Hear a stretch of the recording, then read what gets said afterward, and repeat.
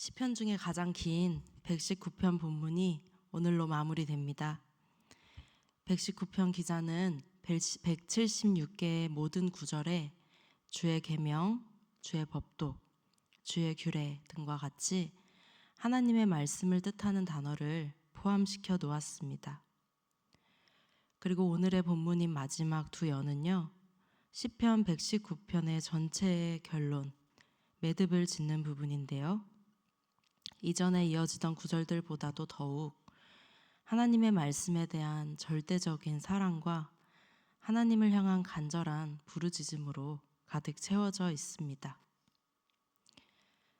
그는 원수들의 핍박 가운데에서도 삶의 방향을 잃은 듯한 방황 속에서도 하나님의 말씀을 결코 놓지 않았습니다. 119편의 기자는요, 오늘 본문에서 거짓으로 핍박받는 상황에서도 내 마음에 하나님의 말씀만을 경외하였고, 사람들이 다른 이들의 것을 빼앗고 즐거워할 때 나는 주의 말씀을 즐거워하였노라고 말합니다. 나는 거짓을, 죄를 미워하고 싫어하며 오직 선하신 주의 율법을 사랑합니다. 하루에 7번씩 매일매일 하나님을 찬양하며 큰 평안을 누렸는데 이 모든 것은 오직 나의 영혼이 주님을 너무나도 지극히 사랑하기 때문이었다고 고백하는 것입니다. 161절에서 168절에 이어지는 시인의 이 고백 속에서 우리는 삶의 굴곡을 지나면서도 변함없이 일관되게 말씀에 순종하며 하나님을 너무나도 사랑한 한 신앙인의 여정을 엿볼 수 있습니다. 우리의 삶에는 기복이 있습니다.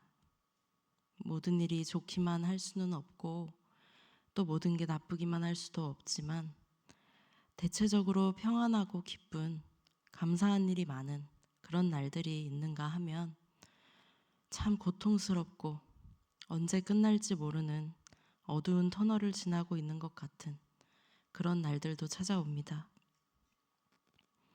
하나님께서 복을 주실 때 우리에게 참 내가 받을 자격이 없는 그런 기쁨을 누리게 해주실 때에는 하나님의 사랑을 느끼고 고백하는 것이 비교적 쉽습니다. 물론 어려운 일이 없으면 주님을 찾지 않는다라는 경우도 있지만 하나님을 많이 사랑하는 사람들은 좋은 일이 있을 때 하나님께 가슴 깊이 감사하고 하나님께서 하신 일들을 여기저기 간증하고는 하죠. 그런데 어려운 일이 연달아 계속해서 닥치면 어떨까요? 하나님의 보호하심이 과연 어디에 있는지 알아채기가 어려울 때 나의 기도를 정말 듣고 계신 것인지 나의 고통을 살피고 계신 게 맞는지 느껴지지 않을 때는 어떨까요?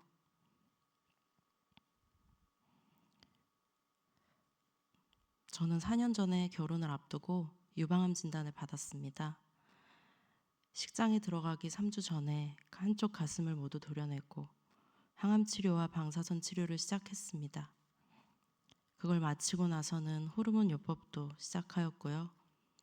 아이를 가질 수 없는 몸이 되었습니다. 이제 막 결혼했는데 말입니다. 저는 암이 처음도 아니었는데 15년 전에 혈액암 말기 판정을 받아서 항암 치료를 받은 바가 있었습니다. 암투병의 고통을 너무나 잘 알고 있었고 이미 몸도 일반적인 사람들보다 많이 약하고 아팠는데 다시 암 진단을 받으면서 삶의 질이 너무 떨어졌습니다. 호르몬 요법도 있고 해서 결국 우울증이 왔고요. 저는 움푹 파여버린 가슴을 메꾸고 싶은 것처럼 음식을 먹어대서 30kg나 살이 쪘습니다. 제가 원래는 이렇지 않았거든요. 꽤 날씬하고 이뻤답니다. 확인하실 길이 없으시니까 그냥 그렇다고 치겠습니다. 여자로서 아이를 가질 수 없는 몸이 되었다는 것과 또 외모가 망가지는 것도 참 힘든 일이었습니다. 너무 많은 것들을 그동안 하나님께서 주신 복이라고 고백하면서 감사히 여겼던 것들을 하나씩 하나씩 잃어갔습니다.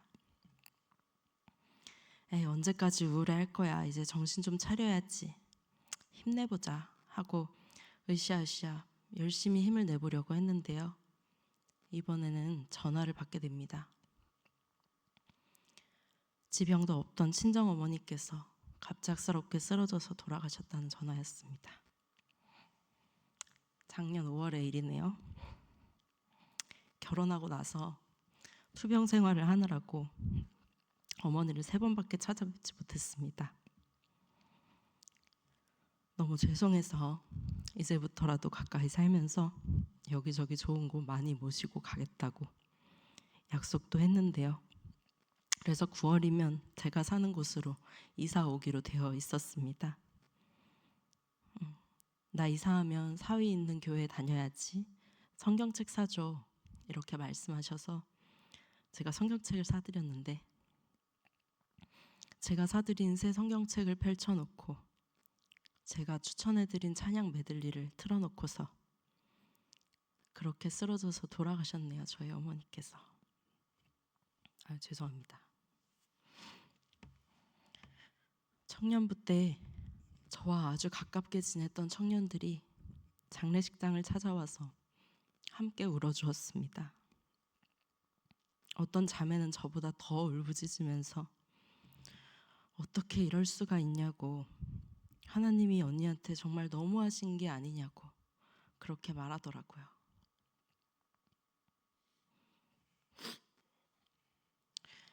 내가 기쁠 때나 슬플 때나 삶의 굴곡을 지나면서 어느 순간에 있든지 변함없이 하나님을 찬양하고 하나님을 신뢰한다는 것이 가능할까요? 저는 가능하다고 생각합니다. 그것이 제가 슬프지 않다는 뜻은 아니고요. 한순간도 무너지지 않았다는 뜻도 아닙니다. 제가 하나님을 원망하며 기도한 적이 한 번도 없다는 뜻도 아닙니다. 그러나 보시는 것처럼 저는 하나님을 떠나지 않았습니다. 원망하더라도 하나님 품 안에서 했습니다. 울더라도 하나님 품 안에서 울었습니다.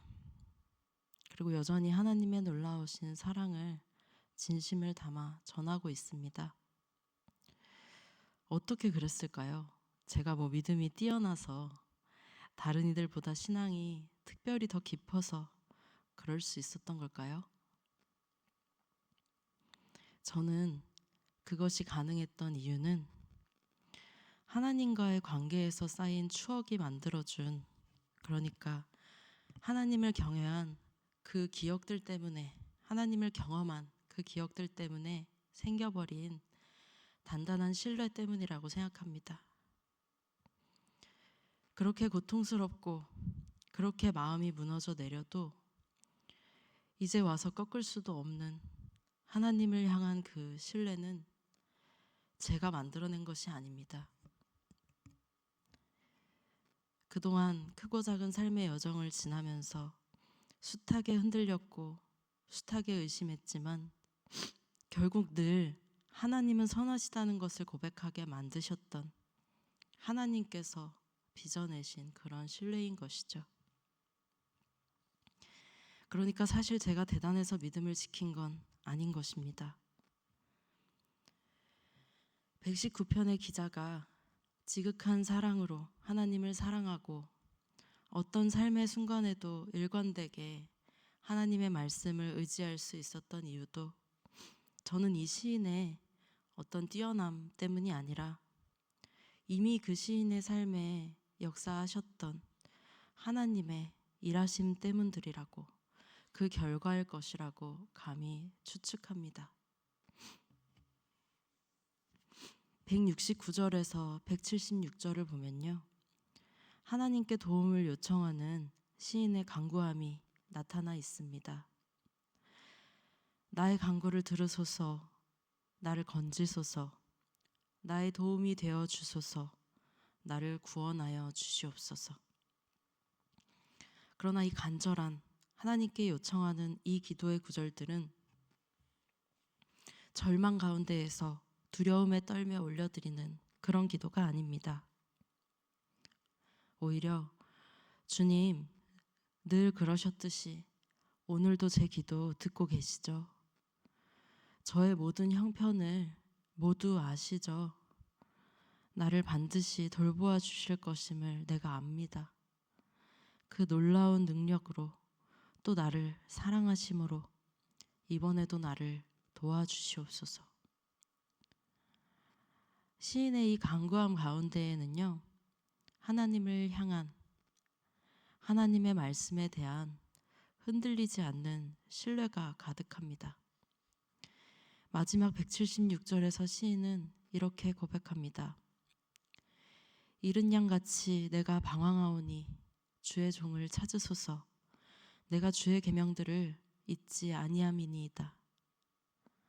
시편 기자는 자신이 길을 잃었다고 말합니다. 길을 잃고 방황하고 있습니다. 그럼에도 내가 하나님의 말씀을 잊지 않았습니다. 그러니 주여 저를 찾아와 주시옵소서. 이렇게 고백하는 것입니다. 방황하고 있다고 말하지만 이 시인은 이 순간에도 하나님께 기도하고 있습니다. 하나님의 말씀을 묵상하고 있습니다. 하나님 품 안에서 울고 있는 것이지요.